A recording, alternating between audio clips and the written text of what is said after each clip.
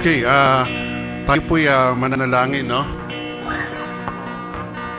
Ang lahat po ay pumikit at damhin ang presensya ng ating Panginoon sa lugar na to. Yes, Father God, maraming salamat, Panginoon, sa mga blessings, Panginoon, na binibigay mo, Lord. Sa buhay, Lord, na ito na aming tinatamasa, Panginoon, sa araw-araw na inaalaw mo kaming magsing, Panginoon, at magkaroon ng panibagong bukas. Lord, maraming salamat, Panginoon, at hindi mo kami pinababayaan, Panginoon. Lord, patawarin mo kami, Panginoon, sa aming mga nagagawang kasalanan, Panginoon. Linisin mo kami, Lord, ng iyong banal na dugo, Panginoon, upang maging karapat dapat kami humarap sa iyo. Lord, we pray na ang pag-iingat at protection mo, Panginoon, sa mga kapatiran na wala pa po sa bahay-sambahan at Panginoon.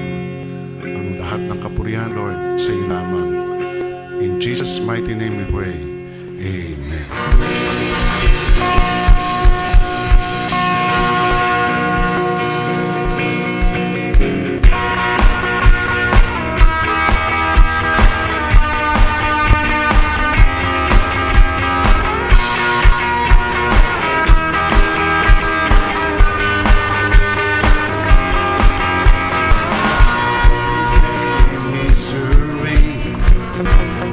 Beaten, you have rescued me. Sing it out, Jesus is alive. The empty cross, the empty grave, life eternal you have won today. Shout it out, Jesus is alive. He's alive.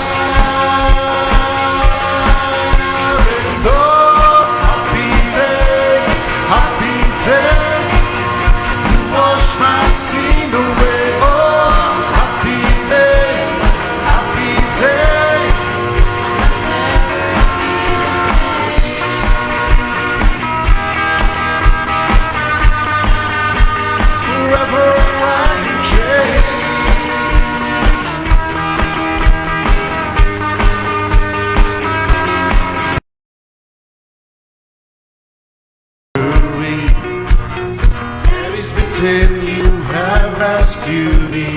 Sing it out, Jesus is alive. The empty cross, the empty grave, life eternal you have won today. Shout it all, Jesus is alive. He's alive.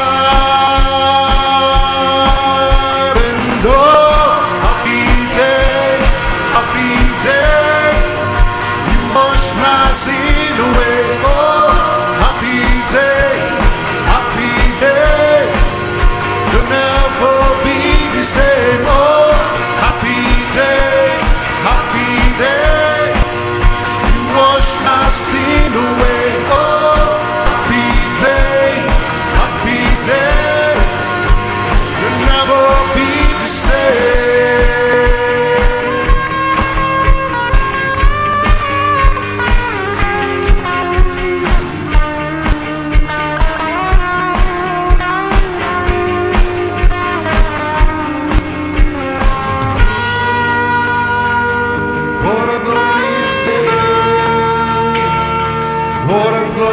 The way that you have taken, oh, what a glorious day, what a glorious name.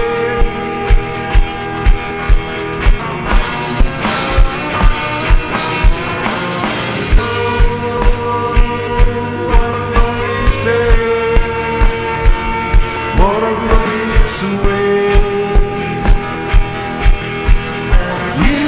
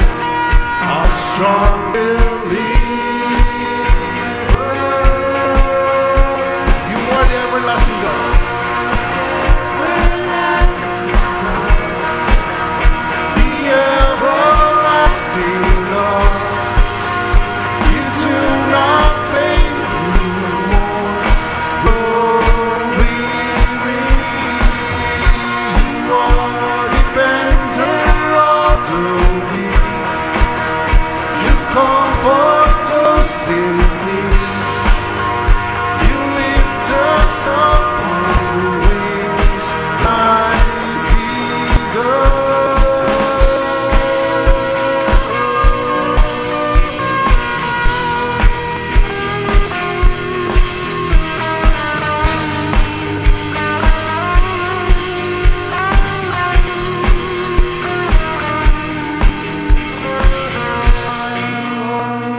Everlasting God. Come on, church.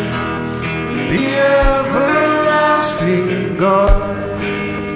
You do not faint, you won't grow weary. You are defender of the weak. You comfort us in need. You leave us upon wings like eagles. You are the everlasting God. The everlasting God. You do not faint, you won't grow weary. You are defender of the weak. You comfort us in need. You lift us upon the wings like eagles. You are the everlasting God. Church. The everlasting God, you do not faint, you won't grow weary. You are defender of the weak. Come on, church. You comfort those in need. You lift us up on wings like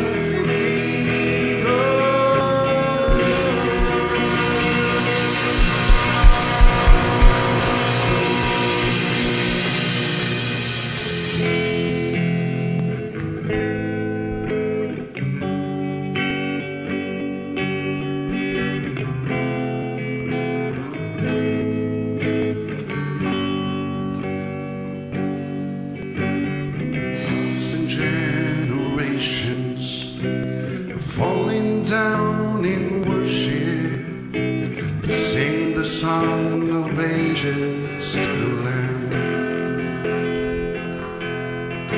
And all who gone before us and all who will believe will sing the song of ages to the Lamb. Your name is the highest, your name is the greatest, your name stands above them all. All thrones and dominions, all powers and positions, your name stands above them all. And the angels cry, holy,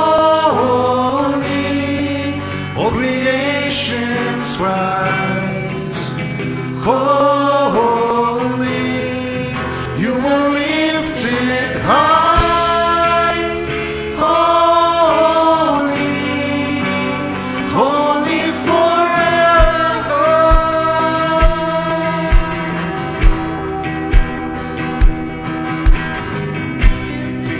Forgiven, if you've been redeemed, sing the song forever to the Lamb.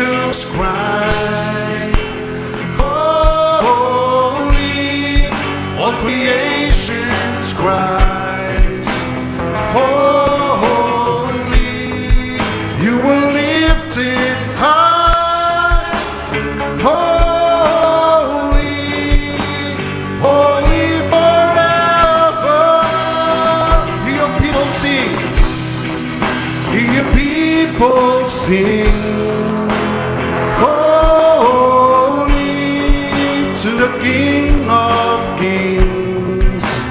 Holy, you will always be. Holy, holy forever.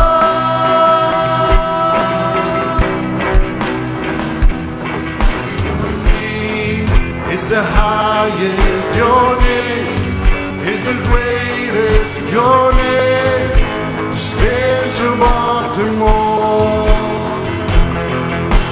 thrones and dominions, all powers and positions, your name stands above them all. Your name is highest, it's the highest, your name is the greatest, your name stands above them all thrones and dominions, all thrones and dominions, all powers and positions, your name stands above them all. And the angels cry, holy, all creation cries, holy, you were lifted high, holy, holy forever. We people sing, holy to the King of Kings. Holy, you will always be. Holy, holy forever.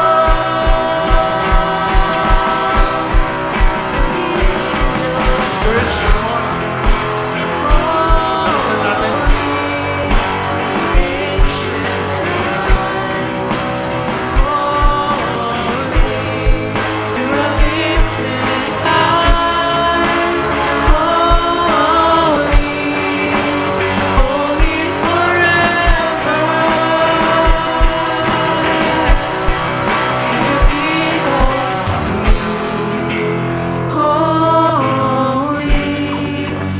King of Kings, holy, you will always be. Holy, holy forever. You will always be. Holy, holy forever. You will always be. Holy, holy forever.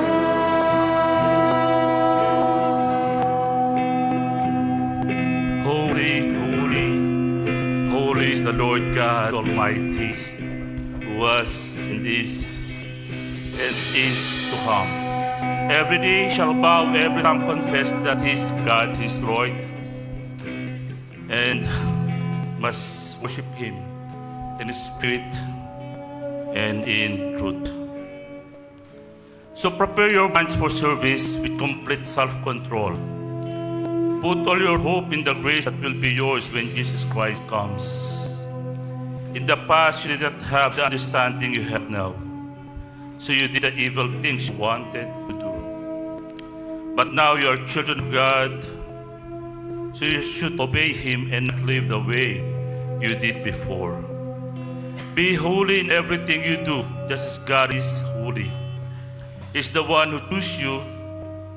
And in the scriptures, God says, be holy because I am holy.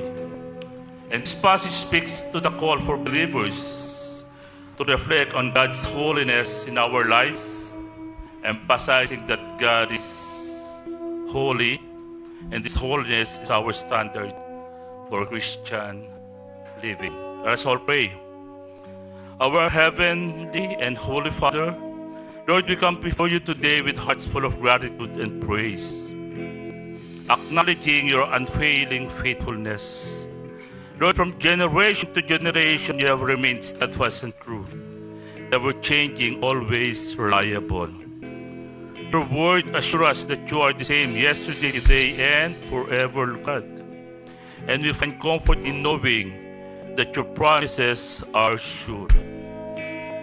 Holy God, forgive us when we forget your faithfulness. Lord, when we allow doubt or fear to overshadow the truth of your constant presence with us. Help us, O God, to remember your past deeds and to trust in your future provision.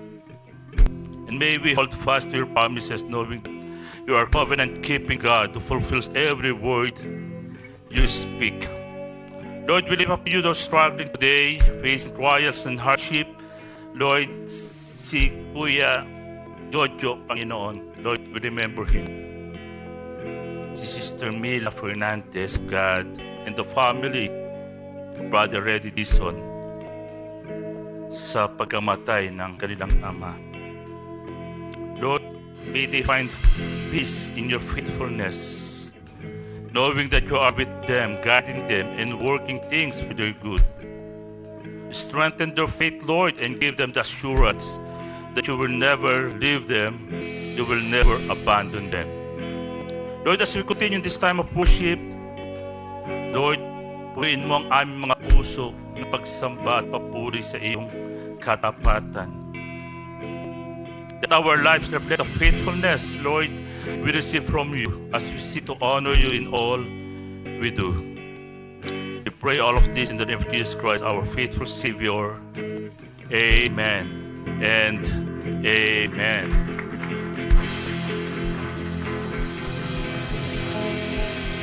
Tell to your seatmate, I love you with the love of the Lord. No? And for all those who are struggling, let the peace of God that passes all understanding be with you. We are for God and with God. Andito naman si Kuya John Dex. Kuya John Dex. Wala pa. Sige. Pag dumating na, kasi gusto ko sa kanya, binigyan ko siya ng assignment to give testimony, no, in his newfound joy sa kanyang relationship sa Panginoon. And I know na yun nga, lahat tayo, nung nakilala na ang ating Panginoong Jesus, ay tunay na nagkaroon tayo ng kakaibang joy. Kaya nga, ang joy na yun nanggagaling doon sa hope and peace that we have in Christ. So for our preaching for today, yun nga po, tayo ay nakafocus sa ating theme for the month, Hope and Peace. Pag-asa at kapayapaan kanino? Sa ating Panginoong Diyos. Okay? Bakit sa Panginoong Diyos? Because our hope in Him sustains our peace. No? Yung ating foundation ng hope ang nagsusustain ng ating kapayapaan. When we hope in God's promises, hindi tayo matitinag ng pagsubok ng mundong ito. We call it the blessed hope that we have in Christ. Sabi ng ating kapatid dito, na-miss ko, kamusta ka sis? Pastor, sabi niya, medyo sumasakit yung aking mga tuhod at paa. Sabi niya, kasi overweight ako. Sabi ko, hindi naman obvious. No? Hindi naman halata. Sabi kong ganon. Sabi ko nga ako, kinuha yung BMI namin mag-asawa, kami ay obese. No? Pero yun nga, my hope lies, no, doon sa certainty na one of my greatest joy is ano man na mangyari sa akin, alam ko, God will be the Abba Father of my children and my grandchild. No? Ayun ang greatest joy na meron ako because we are not in control. Kaya nga yung hope and peace in God, we need to understand na when we experience God peace, ito yung nag-reinforce sa atin na magkaroon ng blessed hope. Pag tayo nabubuhay na may pag-asa, nagkakaroon tayo ng freedom, no? From anxiety and fear because our hope in God's future promises grows stronger. Lalong lumalalim, lumalago kasi ang pangako ng Diyos ay totoo. Naniniwala ba kayo? Di ba? Totoo ang pangako ng Diyos. Kaya nga, ang kapayapaan ay parang lupa, no? Na kung saan yung seed of hope, doon tinatanim at doon nagkakaroon ng nourishment, nag-flourish. Kahit anong adverse condition, makikita mo, yung seed of hope ay lalago kasi yung peace ay nagkukultivate doon sa seed of hope. Kaya nga, inseparable ang hope and peace sa buhay ng isang Kristiyano. Because bawat isa ay nagsusupport at nag-enhance sa bawat isa. So we need to place our hope in God at we need to embrace the peace that He offers. At dahil doon, we can navigate lives with confidence, joy, and resilience. Naharap natin ang buhay dahil alam natin, kasama natin ang ating Panginoong Diyos. Ayan. Sabi ni Pastor nung linggo, nalulungkot siya kasi konti. Pagtingin niya ulit, madami na. Sabi ko nga kay Kuya Mike, pwede ba pag tayo nagkaroon ng permanent place of worship, ang gusto ko sanang stage at doon sa likod, tapos nasa gilid yung door, para pag dumating medyo late, parang siya yung attraction ng lahat. Diba? Hindi kasi alam niyo why? When we worship the Lord, it's not about only the preaching No, our worship team, nilalagay tayo sa atmosphere of what? Of truly worshiping our God in spirit and in truth. Ang sarap-sarap kaya mag-worship na sama-sama. Kumakanta ka, nilalabas mo, alam ng puso mo, whatever it is, kung breakthrough man ito, o challenges, alam mo, na may mga kapatid ka na kasama doon sa pinagdadaanan mo. Kaya taas mga kamay, taas. Kaya niyo ko. Ako po si, sabihin pangalan, ay nanunupa, darating ng alas 9 ng umaga sa susunod na linggo.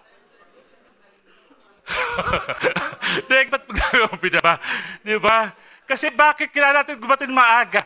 We need to have this fellowship. Kilalanin mo yung mga kapatid mo. Hindi lang nakita mo, hi, hello. Hindi, kamustahin mo. Kapatid, I want to pray for you kasi the Lord impressed me na may pinagdadaanan ka. Diba? Ang sarap kaya nung kasi we are one family in this place. Wala tayong favoritism, hindi tayo selective, lahat tayo included sa family. Kaya nga masarap na magkaroon ka ng pag-asa at kapayapaan na hindi lang kasama mo ang Panginoong Diyos, alam mo, andyan yung mga kapatid mo.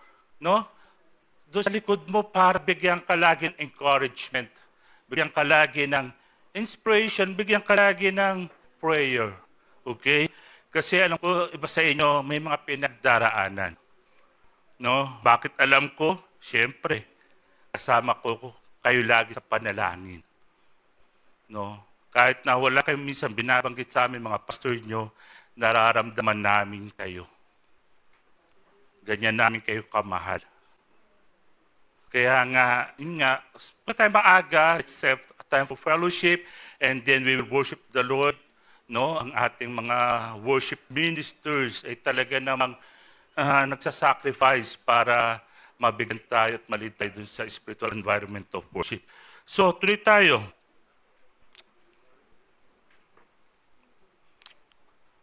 For today, pag-usapan natin in Romans 5:11 to 14, sin of Adam and grace of God. Last week, we talked about the benefits of justification, ang benepisyo ng pagpapawalang sala.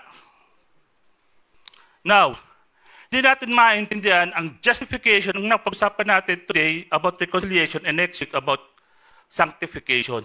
Ang lahat ng ito ay hindi natin maintindihan kung hindi natin naintindihan kung bakit nagkaroon ng mga ganitong doctrine of justification, the doctrine of reconciliation, the doctrine of sanctification without knowing kung ano talaga ang dahilan. Ang dahilan ay ang kasalanan ni Eva, ni Adan. Okay?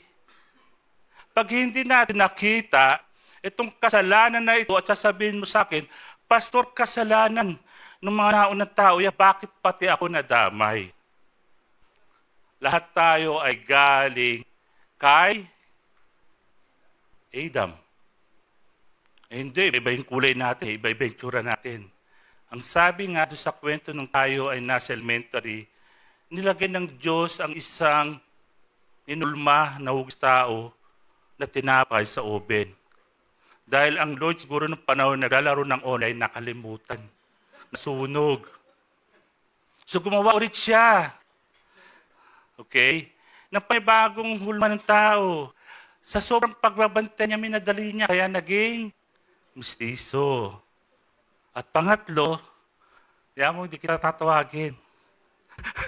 Pangatlo, binantayan niya na, inasan niya. Perfect na.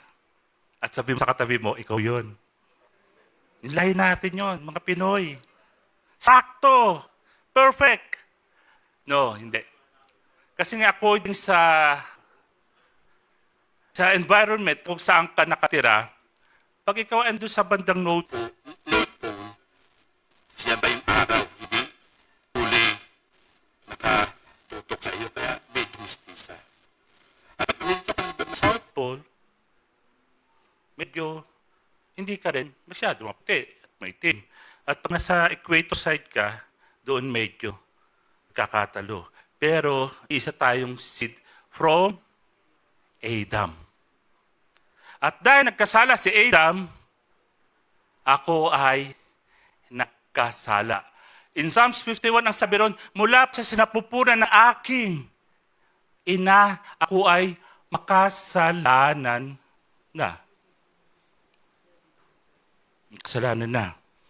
So nakita natin dito na napakalaga na makita natin yung contrast between Adam's act of disobedience against Christ's act of obedience. Kaya nga pag-usapan natin itong reconciliation. Okay? Ano ang ginawa ni Adam? Simple disobedience leads to death. Nagnakaw, hindi siya pumatay. Ang sabi ng Diyos, eat anything. It's a garden from the tree of life. Pero wag mong kakain dun sa tree of the knowledge of good and evil. Wag mong gagalawin yun. Pero dahil ang tao ay madaling matukso at ewan ko ba, sa dami-dami ng hayop, itong ahas na ito ay kinausap ni Eva. Hindi kayo nagtataka si Eva, bakit nagsasalita itong ahas na to? Ang dami-daming hayop. No? At dahil siya ay natukso, anong ginawa ni Eva? Kinain yung bunga ng puno ng pagkaalam sa tama at mali. Nagkasala. Ang problema, nandamay pa ng asawa. Tikman mo ang sarap. So anong ginawa ni Adam? Kumagat. Doon nagsimula ang kasalanan.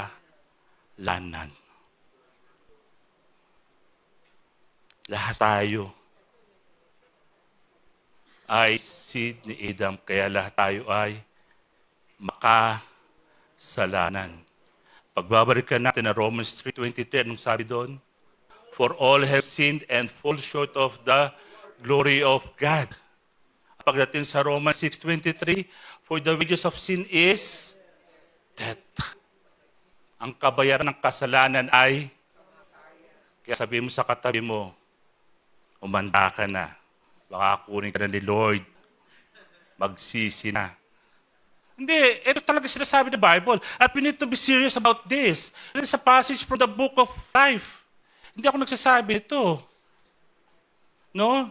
Kamatayan. Hindi lang ito isang physical na kamatayan, separation from your body, but it's a separation between the Holy God and tayong mga tao na makasalanan, forever, eternal separation mula sa Panginoong Diyos. Ngayon, kung tayo eternally separate from God, saan tayo naroon? Saan?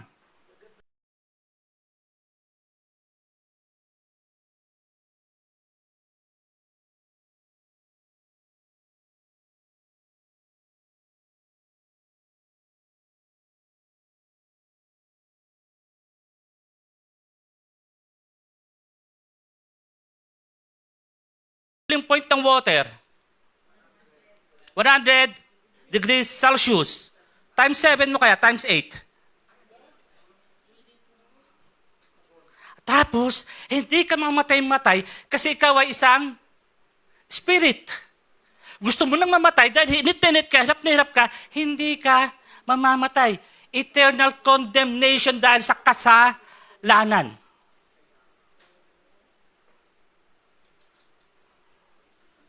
Hindi na nakakatakot. Nakaka-remind, ano ba yung tawag doon? Di ba, hindi ka na basta matatakot eh. Unless na makita mo yung consequence of the sin sa iyo forever, eternal, ewan ko na kung hindi ka magbago.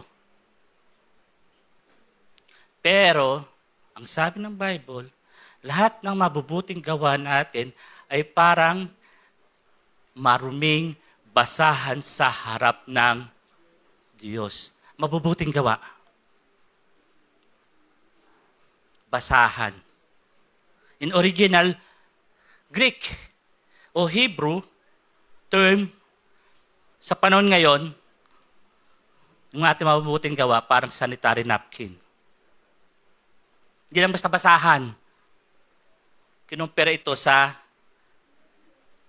sanitary napkin. So, walang makakaabot sa standard ng Holy God dahil sa kasalanan.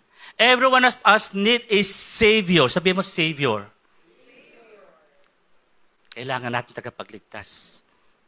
Because death is inevitable. Hindi pwedeng pigilan ang kamatayan. Dati tayo ay mamamatay at sabi sa Bible, pagdating ng time na yon, judgment.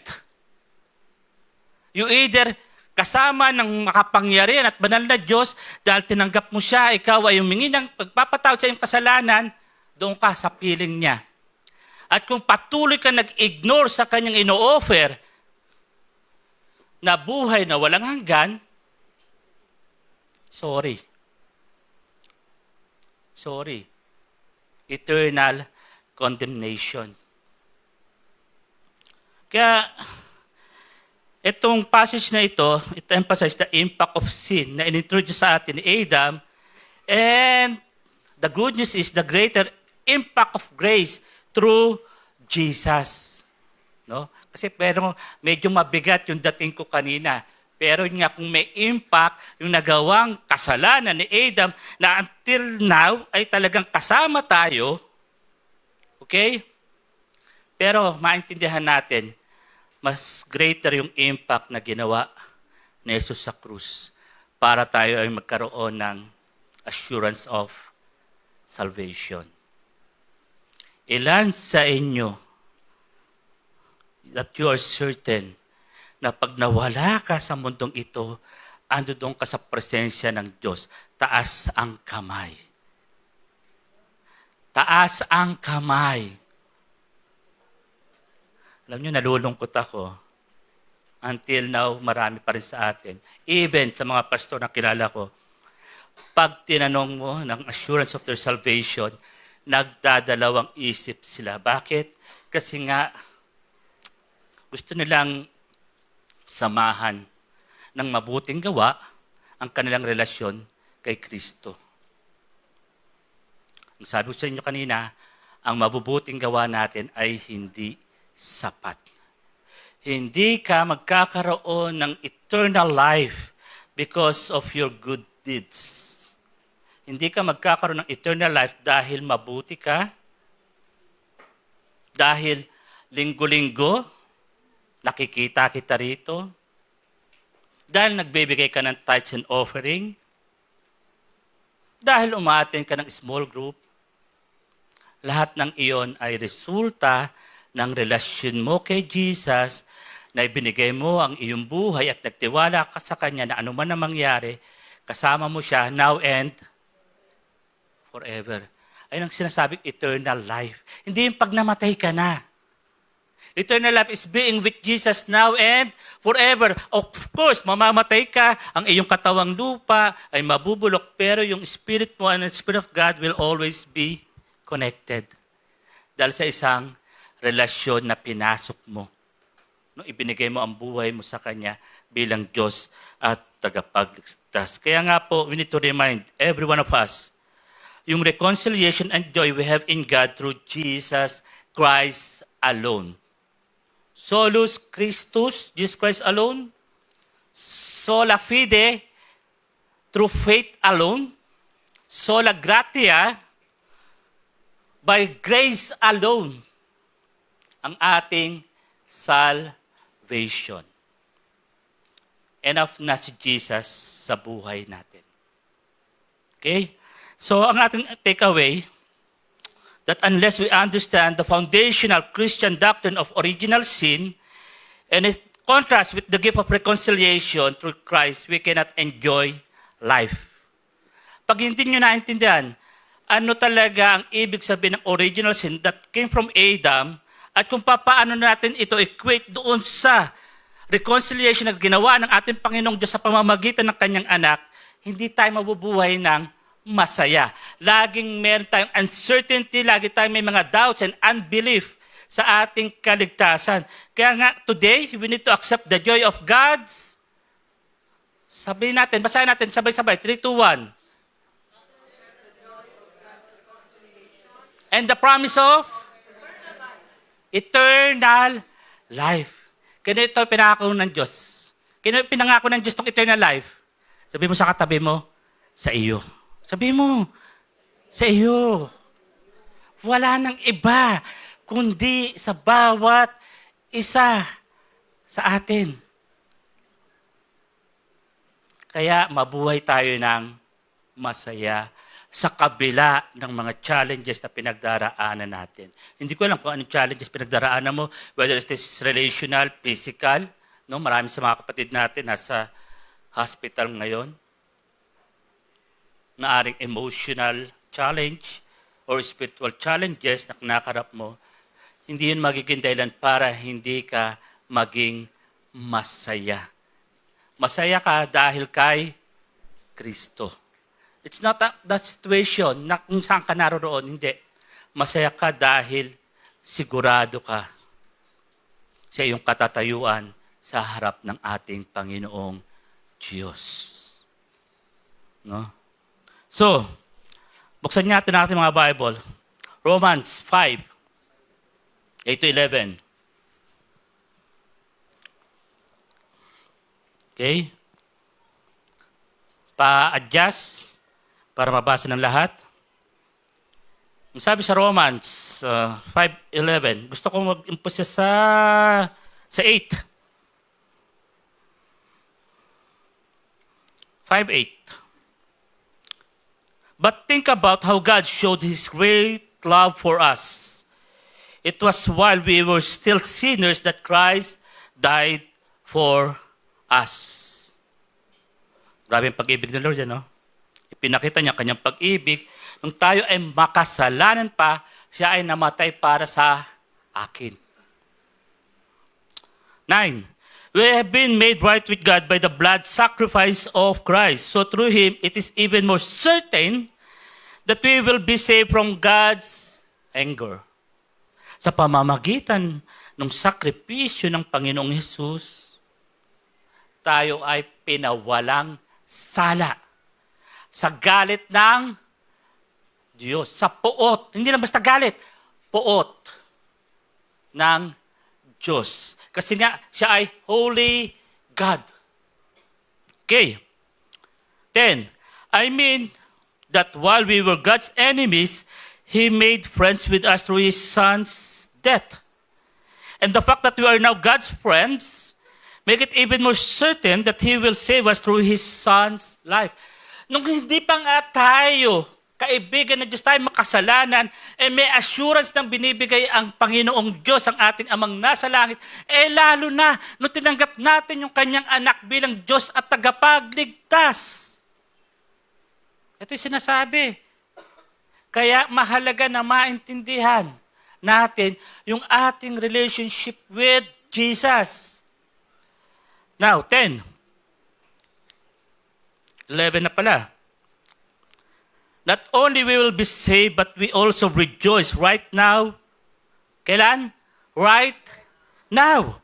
In what God has done for us through our Lord Jesus Christ. It is because of Jesus that we are now God's friends.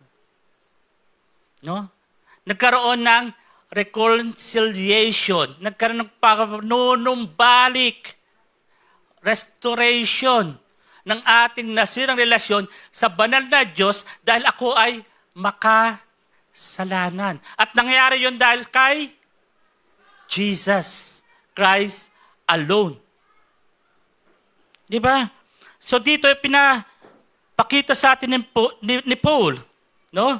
Yung joy that we have in God through our Lord Jesus Christ, that we have now received reconciliation. And reconciliation is more than just a theological term.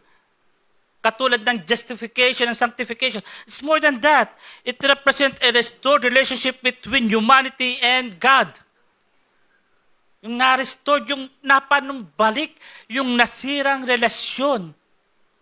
Ito yung tinatawag natin reconciliation.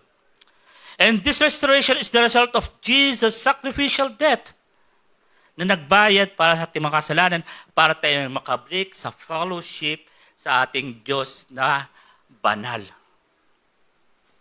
Okay? So, the joy of reconciliation.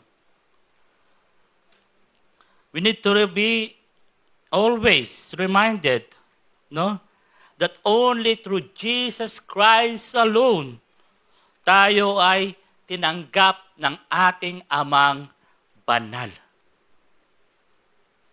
Jesus Christ alone.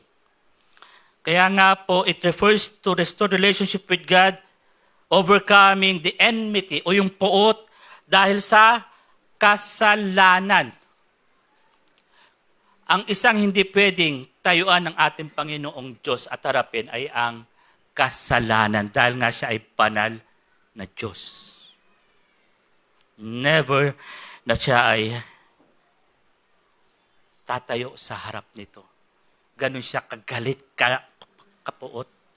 Kaya napakahalaga na magkaroon ng reconciliation. Nung Wednesday, nagkaroon ng parade. Sino sa inyo nandoon sa Roas Boulevard ba yon? Nung Wednesday, anong meron? Andun si Paring Kaloy. No, yung pare natin, nakakuha ng 2 gold medal. But the problem is, even doon pa lang na nagko-compete siya, meron na siyang rift, no? Meron na silang hindi pagkakunawaan between him and his family. At doon nga, nakikinig kami sa balita, sasakyan kami, walang pamilya si Paring Kaloy. Dumaan yung kanyang sinasakyan, nakita niya yung tatay niya, nagsign lang siya ng heart, kumaway, tapos na. Nakakalungkot, nakakadurog ng puso na kung isipin natin yung broken relationship between families, between friends. No? Imagine the pain, the distance caused by misunderstanding o nung betrayal. Now, imagine naman yung joy and relief pag nagkaroon ng restore the relationship to forgiveness and reconciliation. Napupunta si paring Kaloy sa kanyang ama't ina, Nay, tag-iisa kayo. Gold medal ko. Dahil kayo ang naging motivation ko. Bakit ako naging successful? Pero dahil sa enmity, yung galit, yung puot sa bawat isa, nasira yung relationship. Tiniis ang bawat isa. Hindi nag-enjoy sa tagumpay. Nakakadurog ng puso. Kaya nga po, this is what Paul is talking about, no? Itong sa verse na ito. That the joy of being peace with God, no? Hindi na tayo mga kaaway. But we are all beloved children of God. Dahil kay Kristo. Christ satisfies the righteousness of God. Si Christ lang ang naging dahilan para ang puot ng ating Diyos Ama ay masatisfy. Kaya nakakalungkot na, yun nga, we need to be reflected, no? Doon sa kahalagahan na reconciliation na inoffer ng ating Panginoong Diyos. Hindi sa ating mabuting gawa, kundi sa Kanyang nag-iisang anak. Kaya nga, we need to be encouraged, lahat tayo, to live in the joy and assurance of this restored relationship with God. No? The joy and assurance of certainty that the restored relationship will bring us to eternal life. Now and forever, hindi pag namatay ka na. Hindi. Right now, right at this moment, nag-e-enjoy ka na ng eternal life. Kaya nga, kahit na anong pinagdaraanan mo, hindi nawawala yung joy sa puso mo. Because of that blessed hope na one day soon, andun ako sa presence ng aking Diyos na sinasamba. Kumakanta kasama ng mga libu-libong anghel. Tumutugtog ng mga harps and flute. Katong mga worship team natin, ito ay parang pwede natin sabihin prototype, no? Ng pagsamba sa langit. Kaya pag kumakanta mo sila rito, para silang may mga pakpak, may mga halo. Ang babay tignan. Tignan nyo mga kumanta kanina, Dri, kung katabi nyo. Pastor, mabait lang tignan, di naman talaga mabait yan eh. Hindi, mabait yan. No? Di ba? No, ang angel, especially sa Old Testament, may dumarating mga angels, pero hindi na makilala kasi as in parang tao. So I'm not saying lahat ng angels ay may pakpak, may halo. No, ito lang pinapakitang visual sa atin. Pero yun nga, what is important is tayo ay haharap sa ating Panginoong Diyos pagdating ng araw with certainty because of our relationship with Jesus. Amen? The joy of reconciliation. Kaya sabihin mo sa katabi mo, let the joy of peace be with you. Let the joy of Christ be with you. No? Kung ano may pinagdaraanan mo, sabihin mo sa Kanya, enjoy life. At, andito na si Kuya John Dex. Kuya John Dex. Punta ka rito. Kasi, yun nga, meron sila tagpuan na newfound joy because of his relationship with Jesus. And I want to hear, no? At tayong lahat, ano yung joy na yun na naging dahilan at alam ko ay talagang nagbigay sa kanya ng assurance na siya ay mahal na mahal ni Lord. Di ka dito ka, bro. Ayan. May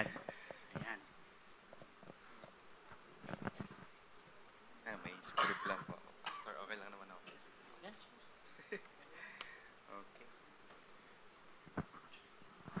Okay. So, hi CCM. Hello po. Okay. Ako po si John Dex. And pasensya na, medyo sumasakit pa yung bato ko. Kasi sa pagkakatubugata sa akin ni, ni Pastor, nahirapan yata sila. Okay. So, bago ko po nakilala si Jesus Christ as my Lord and my Savior, I was a Catholic. As my parents were Catholic din po. Then yun po, simba po kami kapag Sunday, mga madalas minsan. And I've also tried my best to guide my own family, my kids, the way na alam ko. Pero yun, sabi ko nga sa sarili ko, may kulang. Sabi naman niya, ay oo nga. And I am longing for deep relationship with God. Para sana mag-guide ko din yung mga anak ko, namin, si Pepper and si Kalel. Then, by God's grace, nakilala ko nga si Girly and Vitug Fam, sila ni si Ate Jo, Kuya Mike. Then, in-invite kami dito sa CCM. And welcome kami ng CCM na with open arms and only lunch. So, dito ko po unti-unting naintindihan kung sino nga ba si Jesus Christ. And sa mga turo nila pastors, yung fellowship, yung guidance, and yung church community. I began to truly know Jesus. And last week nga, nagtatawag si pastor for the public declaration. So, nagkakabulungan kami ni Gay. So, ready ka na? And sabi ko nga, para akong tinatawag nga ni pastor. So, yan. Lumapit po ako. And, yan. Pero hindi po. I know, deep in my heart, na si God po yung humihila sa akin to publicly declare my faith. And then, yan. The day of my baptism was a turning point in my life. Sa pag-ahon sa akin nila pastor sa tubig, I felt an overwhelming joy and peace. So parang may lumad yung pakiramdam ko. So I know in that moment that I have found my home, my spiritual home with Jesus Christ.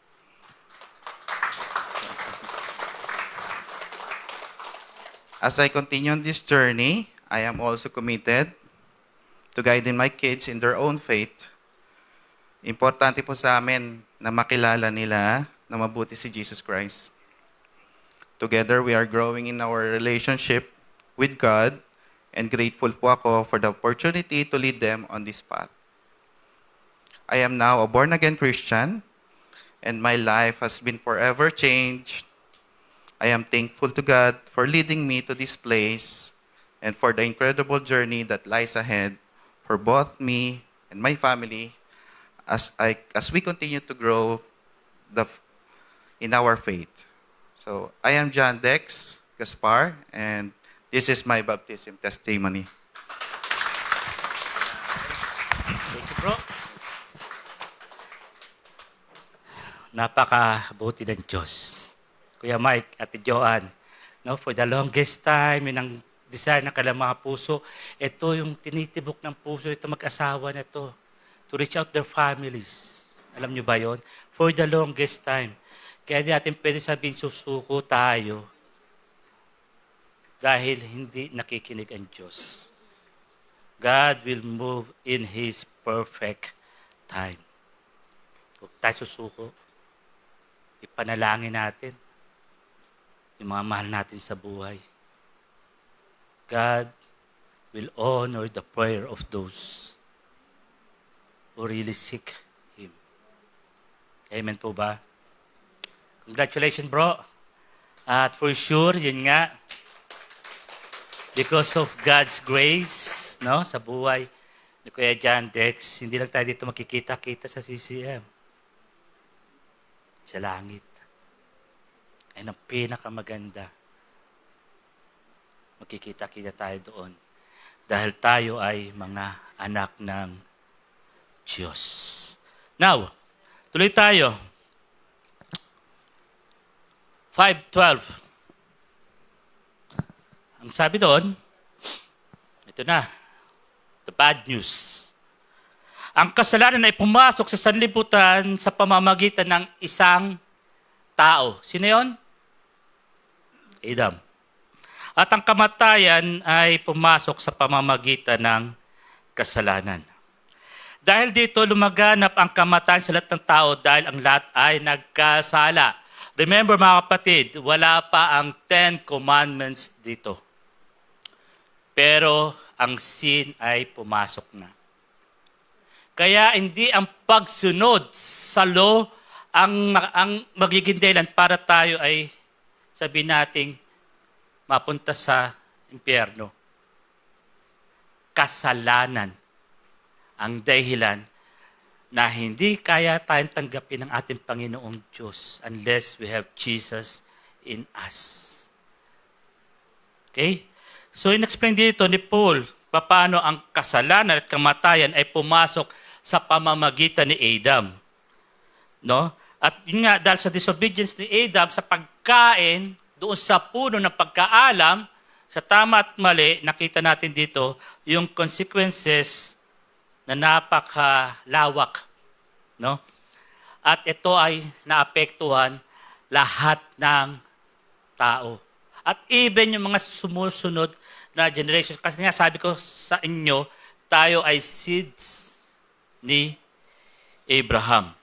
Kaya pumasok ang kasalanan dito sa mundo at pagkatapos ay sumunod ang kamatayan. Ito ang consequence ng kasalanan. So this death was not just physical but spiritual, resulting in separation from a holy God. Separation. So, sin entered the world and death followed. At kung mababasa natin doon, ang sabi ay because all sinned. No? Anong ibig sabihin? The universality of sin. Lahat ay nagkasala. Therefore, lahat tayo ay subject to death. Lahat. Kaya po, walang exemption. Ito yung human condition. Lahat tayo ay pinanganak may kasalanan at lahat tayo ay under the sentence of death because of sin.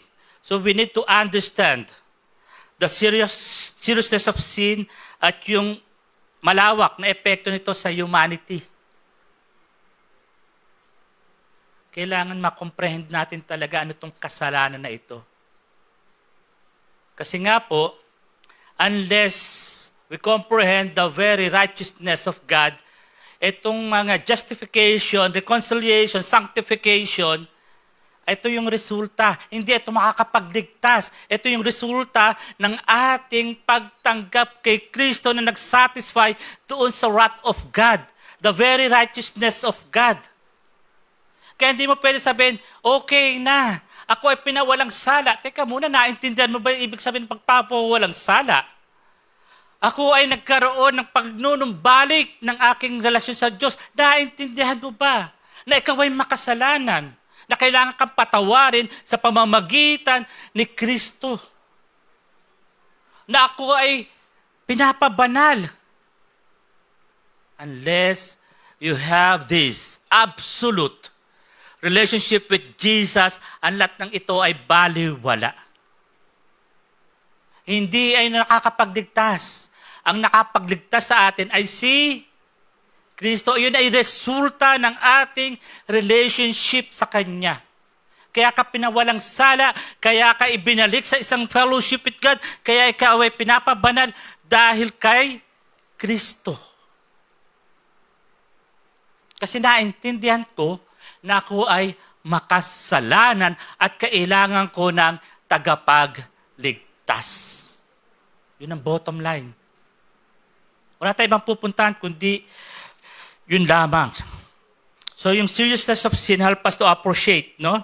Yung extent, yung seriousness ni Christ sa kanyang pagpapapako sa krus. At dahil doon, kailangan tayo talaga na magkaroon ng laging examination ng ating mga buhay.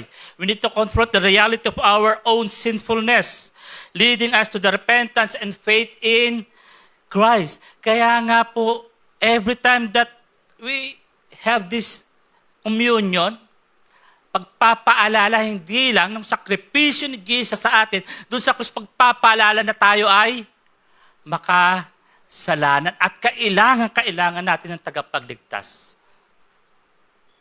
Hindi to basta isang ritual lang. Napakalaga ng communion. Na lagi tayong paalalahanin na tayo ay walang pag-asa. We are all condemned to death. But because of Jesus, nagkaroon tayo ng certainty na makasama siya now and forever. May I ask the server, tayo kayo dito, at kung naintindihan nyo sa puso nyo, ayoko lang basta sa isip nyo dahil narinig nyo sa akin, gusto kong maintindihan nyo sa puso nyo na tayo ay makasalanan at kailangan natin ng tagapagligtas.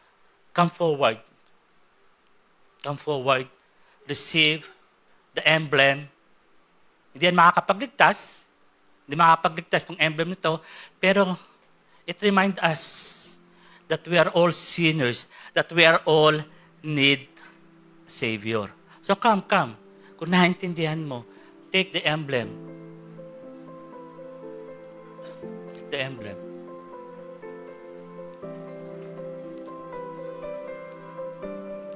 Ganyan tayo kamahal ng Panginoong Diyos. Nabayuba yung kanyang katawan sa krus. Dumanak ang kanyang masaganang dugo para ang bawat isa ay magkaroon ng assurance, ng certainty na makakasama niya, na hindi mapapawalay sa kanyang presensya. Napakahalaga po ng communion na ito. Sabi ko, hindi ito makakapagligtas, pero nagre-remind that we are all sinners, need a Savior to have this fullness of life, to have this joy, to have this hope and peace. At habang hawak mo nakaupo ka, meditate on God's faithfulness. Meditate on God's goodness sa buhay mo. Sa maraming taon, ang Diyos, ang Panginoong Yesus ay nandiyan sa iyo. Ano man yung pinagdaraanan mo, wala yan sa pinagdaanan ni Jesus. Wala yan.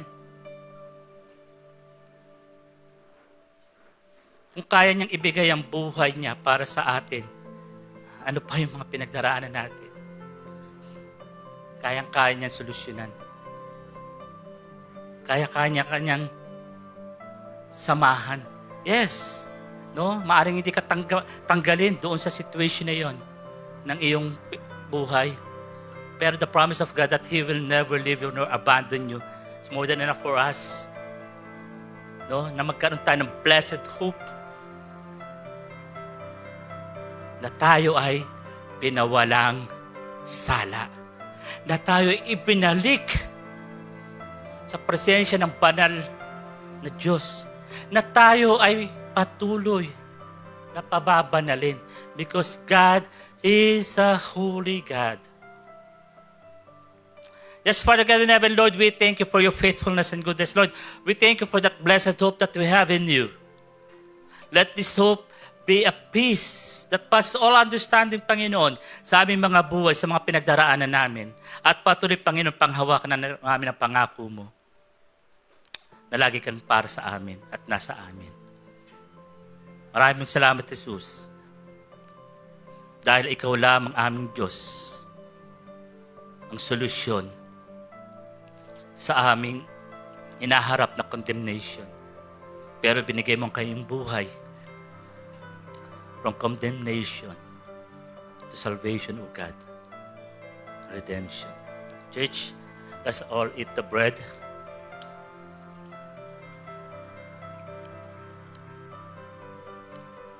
and drink from the cup.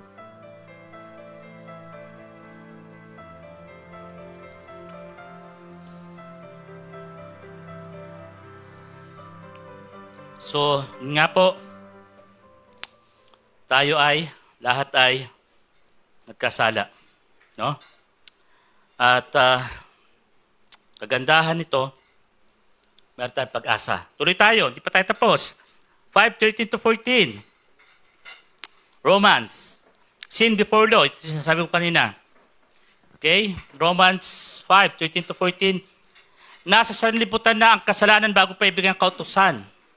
Ngunit, kung walang kautusan, ang kasalanan ay hindi ituturing na kasalanan. Of course, no? Dahil walang kautusan, walang nilabag, walang kasalanan. Gayunman, naghari pa rin ang kamatayan mula kay Adan hanggang kay Moses na kung saan ibinigay ang 10 Commandments.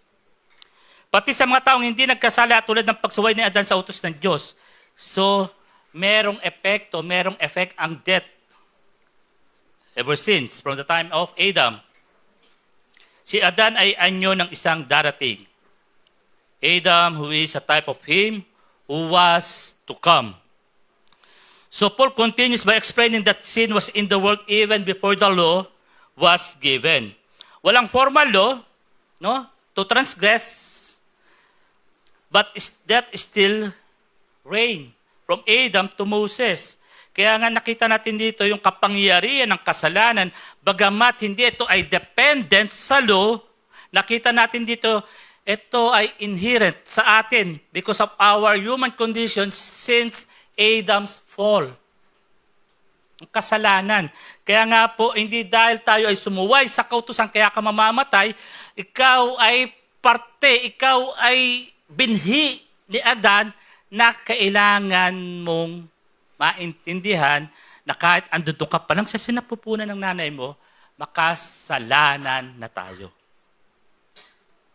Okay? Kaya nga ang ginagawa, okay,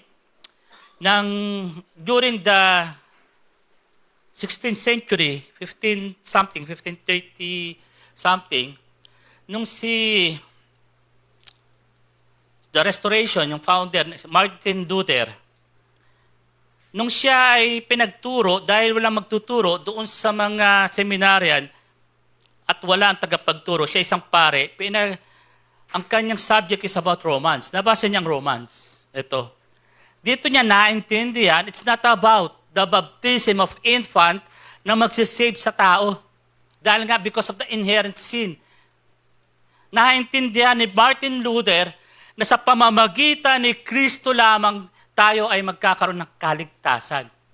That even the indulgences na sinasabi noon ng mga priest na ibinebenta sa likod ng simbahan, doon ibinebenta, hindi sa harap.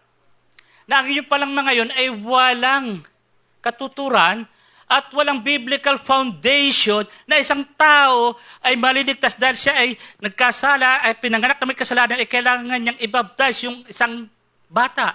At kailangan pag siya ay namatay, ay may magpapanalangin sa kanya para mula doon sa isang lugar ay makarating siya sa langit. No. Nabasa ni Martin Luther. That's why, yung kanyang 99 Theses ay kanyang sinulat at ipinost niya doon sa pintuan ng simbahan. Kasi bakit humingi siya ng explanation doon sa mga pare na kasama niya na nagtuturo, bakit ito ang itinuturo natin? It against the word of God.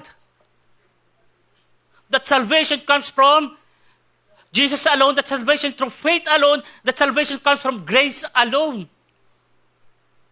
Kaya anong ginawa kay Martin Luther? Siya ay isang excommunicado ng the very church na kanyang pinaniwalaan na alam niya ay tama ang itinuturo. And after noon, sila John Huss, yung mga sumunod na mga lumaban para sa biblical truth. Anong ginawa sa kanila? They were burned at the stake. Anong ibig sabihin? Sila ay itinali sa poste. Okay? At ang mga Bible na pinrint sa ibang lengguwahe, ang ginawang gatong para sila ay sunugin. Kasi dapat ang Bible ipiprint lang sa Latin. At ang nagbabasa ng Bible ay ang mga pari lamang. Sinong papayag sa inyo na kayo ay itatali sa poste? Lalagyan ng gatong na Bible at susunugin ka, taas ang kamay. Tatanggalin ko sa lamin kung medyo wala.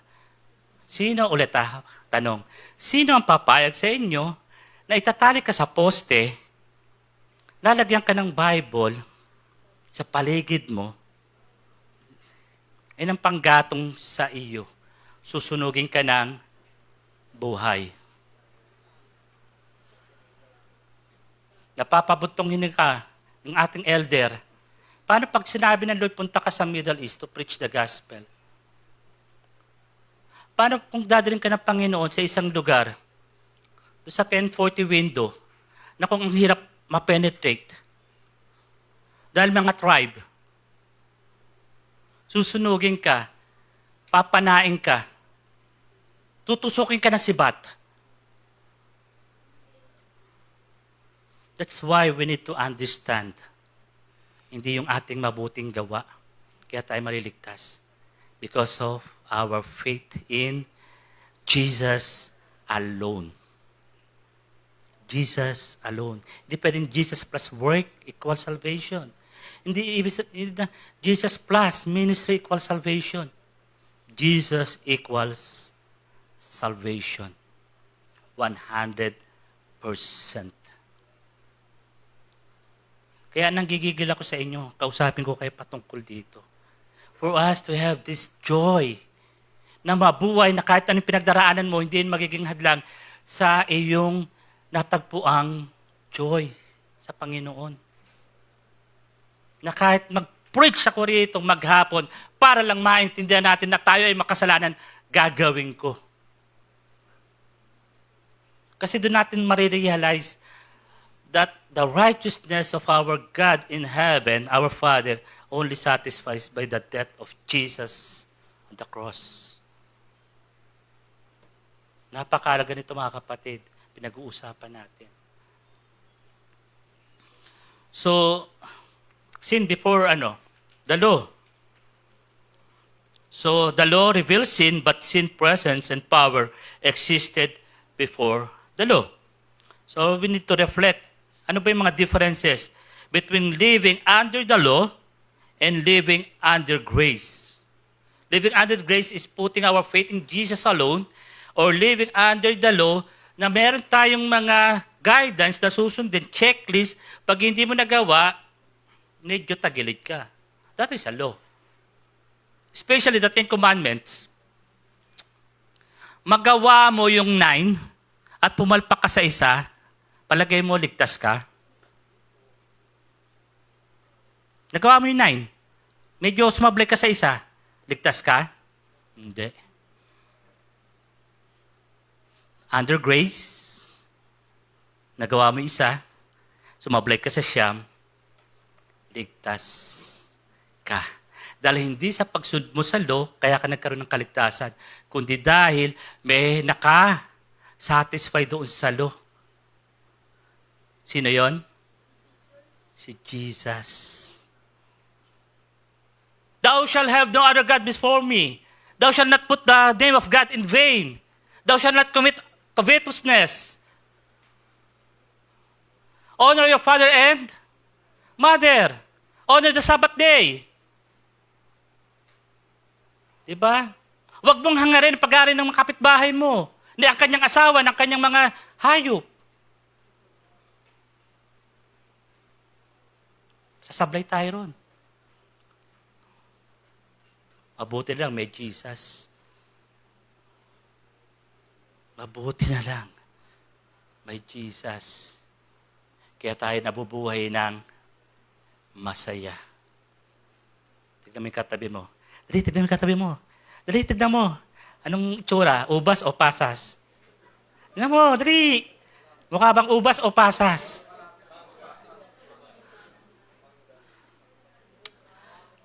Alam niyo, ang sarap mabuhay na may Kristo sa puso. Kahit na inaaway-away ka pa ng asawa mo, kayang-kaya mo. Bakit?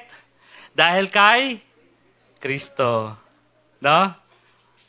Kasi wala naman perfect relationship. Ang perfect relationship na kay Christ lamang. There will be no perfect relationship between human. Because we are created na unique. So, we need to compromise. We need to accept the fact that kahit na tayo mag-asawa, basta si Kristo ang nasa pagitan natin, we can face challenges. At gustong-gusto ko yung pag kinakasal, till death do us part. Knowing na kung may mauna man sa inyo, alam na alam mo, aantay mo sa langit. Ang sarap kaya nun. Kaya, yun nga, maski sila pastor, pinag-usapan yun eh. Sana ako nalang mauna kasi ang hirap pag ikaw ang mauna. Di ba parang ganon? Kasi sa totoo lang, sabi ko rin kay Sister Annalyn yun eh. No? Sana Annalyn, ikaw na lang mauna. Ay, hindi pala. Ako na lang pala mauna. Baliktad. Sorry. Hindi pala baliktad. No? Hindi totoo. Minsan pinag-usapan na namin yun. Medyo tumatanda kami. Pag ako ba ay nawala sa piling mo, mag-asawa ka pa? Yung mga ganong usapan ba? Yan, yung mga ganyan. Mag-asawa ka pa ba? Oo. Eh, nasagot niya. Ako, tanong nyo. Ano sagot ko? Ayoko na, suko na ako. Di ba? Parang ganun lang yan eh. Okay na ako kay Christ. Ayoko na. Kasi bugbog na yung puso ko sa konsumisyon. Hindi. Tuloy tayo. Nawawala tayo. So, yun nga, nakita natin, ang kamatayan ay nandiyan dahil sa sin, hindi dahil sa law. Okay? Para alam natin. And then, tuloy tayo. 5:14. Yan, tapos na tayo. 13 and 14. Ang sabi roon, sa 14, gayon man, naghari pa rin ang kamatayan mula kay Adam, hanggang kay Moses, pati sa mga taong hindi nagkasala tulad ng pagsuway ni Adan sa utos ng Diyos. Si Adan ay anyo ng isang darating. Okay? Yun ba yun? So, yung kasalanan ni Adam ay nagbigay ng kamatayan pa sa lahat. Pero yung biyaya ng Diyos na sa pamamagitan ni Kristo Jesus ay nagbigay ng mas greater gift. Ano yun? Eternal life. So ito yung argument ni Paul. No? The universality of sin in humanity, and the abundance of grace that is available through Christ. Yun lang naman pipiliin mo eh. No? Ikaw ba'y patuloy na nabubuhay sa kasalanan kahit na hindi ka nagkasala, pero dahil ikaw ay seed ni Adam, ikaw ay makasalanan. Kahit na anong buti mo, makasalanan ka na. Doon ka pala sa sinapupunan ng nanay mo. Pero tatanggapin mo pa yung ino-offer dito ng ating Panginoong Diyos pamamagitan ni Kristo. Yung kanyang habag at awa na available para sa lahat. No? Kaya ang sabi, si Adan ang nagbigay sa atin ng kamatayan dahil sa kasalanan. Si Jesus ang nagbigay sa atin ng solusyon sa kamatayan dahil sa kanyang righteousness. Imputed righteousness on us. Ibinigay na katuwiran. Hindi ako matuwid, ako'y makasalanan. Hindi ako karapat-dapat, pero dahil kay Kristo, ako ay naging matuwid sa harap ng Diyos.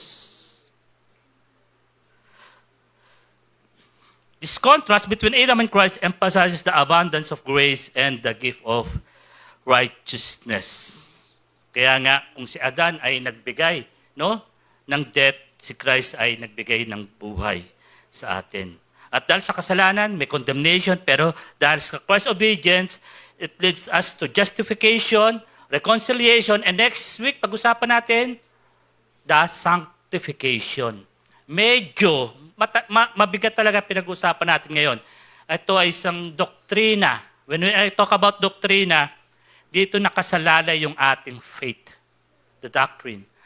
Walang ibang doctrine kundi ang Bible lamang. Dito nakasalalay.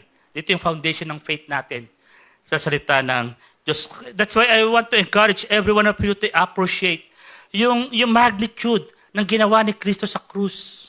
Balik-balikan natin sa mga challenges na pinagdaraanan natin, sa mga kung anumang pagsubok, makita mo ang sarili mo ando doon sa paanan ng krus ni Kristo. Yung every drop ng kanyang blood ay sapat na solusyon doon sa pinagdaraanan mo. Sapat na. At yun nga, we believe in the freedom and the power of grace, not under the condemnation of sin. Patuloy tayong nabubuhay ng malaya. Hindi nakagapos, hindi nakakulong dahil sa kasalanan. Therefore, we should believe, no, in Jesus as our Savior after na maintindihan natin yung truth about God's righteousness. Maintindihan mo lamang, yun nga, ang iyong kaligtasan sa pamamagitan ni Jesus kung naintindihan natin yung God's righteousness, which is the very wrath of God dahil sa kasalanan. Kaya kailangan natin ng isang Kristo, na isang Jesus sa buhay natin para tayo ay makawala sa puot ng ating Diyos na banal. So in conclusion, ito nga po in Romans 5:11-14, it offers us yung profound understanding of the impact of sin and even greater impact of God's grace through our Lord Jesus Christ.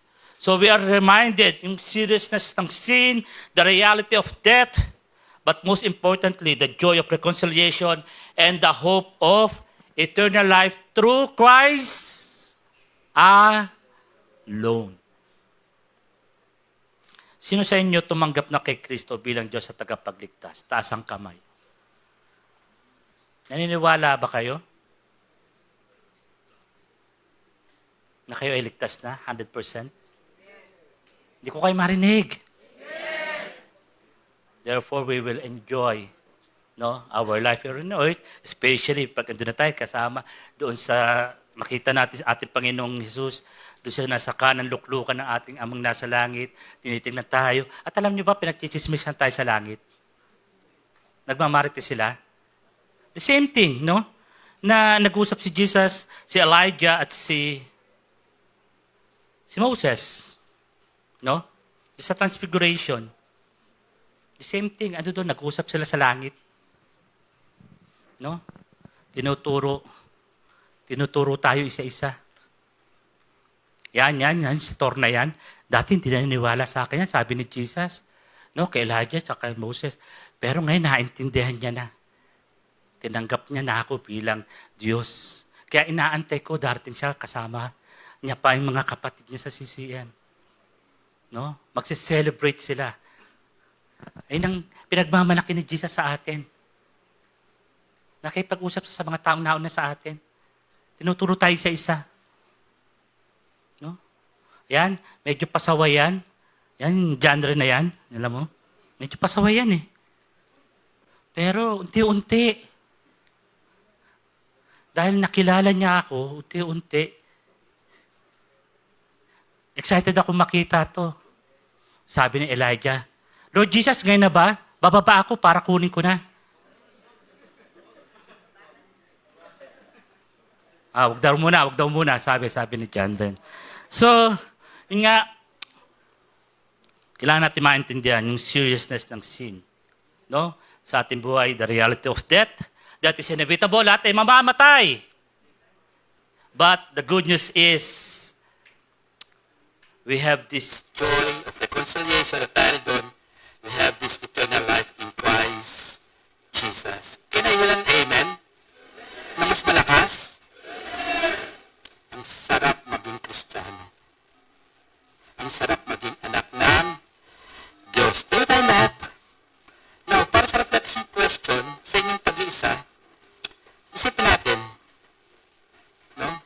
How does the reality of sin and death impact my daily life? At yung aking pananaw, yung aking worldview.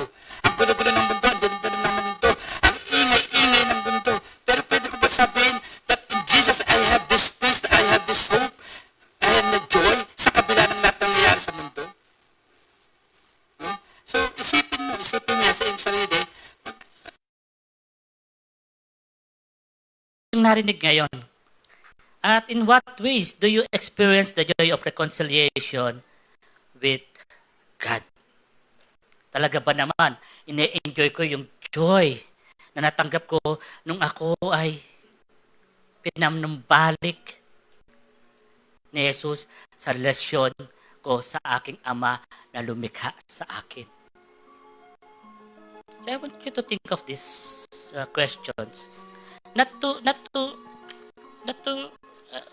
basta lang i-assess natin ating mga sarili, but let the Holy Spirit speak to us sa ating mga thoughts, no, na i-affirm niya na mahal kita. Dahil nagtiwala ka sa akin, mahal kita. Hindi kita iiwan, hindi kita papabayaan. Yes, maaring inaalaw ko, andiyan kasi sa sitwasyon ngayon, sasamahan kita. Hindi ko alam kung anong pinagdadaanan nyo. Even ako, pastor nyo, may pinagdadaanan ako. Pero one of my joy is the certainty ng aking relationship kay Christ. At ilang kaming pastor na sinasabi ko sa inyo, na ino-open namin na aming mga buhay sa isa't isa, na kami may mga pinagdaraanan sa aming mga health. Ang sabi ng isa, yun nga, pastor, hindi tayo kaya nakaaway sa spiritual, kaya sa physical. Of course, no? Limited yung ating physical. But 100% sure that my spirit, the very breath of God in me, ay hindi kailanman naalis sa Kanya. Dahil sa affirmation ng kaligtasan na gawa ni Kristo sa krus, panghahawakan ko yun. At sana panghawakan nyo rin, mga kapatid. Panghawakan nyo rin.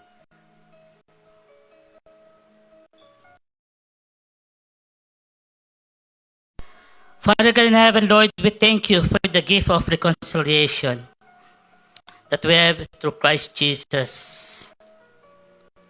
We thank you, O Lord, for your grace to live in the fullness of this restored relationship.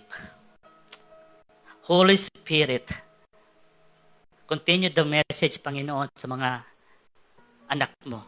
Sa bawat isa amin, O God, na narinig namin sa iyo.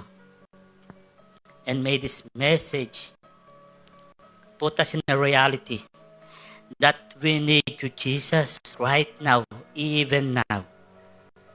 Dahil nga po, patuloy kami nagkakasala at patuloy, Panginoon, na mahuhulog sa temptation. But thanks be to God through Christ that we have this confidence to come in your holy presence, knowing that we are forgiven, that we are deeply loved and accepted. Father God in heaven, Lord, I lift up to you, Panginoon, ang mga anak mo. Maraming salamat, O God, dahil wala kang pinipili sa bawat isa sa amin. Lahat ay tinatanggap mo bilang mga anak mo. Dahil inilagay namin sa iyo ang aming pananampalataya at pagtitiwala, alam namin, O God, ano man ang mangyari, your presence is with us and for us, now and forever. Lord, I lift them up to you, Panginoon, ano man ang kanyang mga challenges and breakthrough. Lord, hindi yan magiging dahilan para makalimutan namin na kami ay makasalanan. That we need a Savior, O God. We need a Savior.